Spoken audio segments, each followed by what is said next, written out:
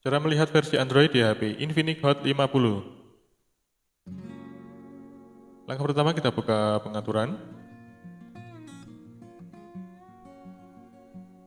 Lalu kita pilih ponsel saya. Kita scroll ke bawah, teman-teman. Lalu kita pilih versi Android. Kita pilih versi Android. Kita bisa ketuk seperti ini, teman-teman.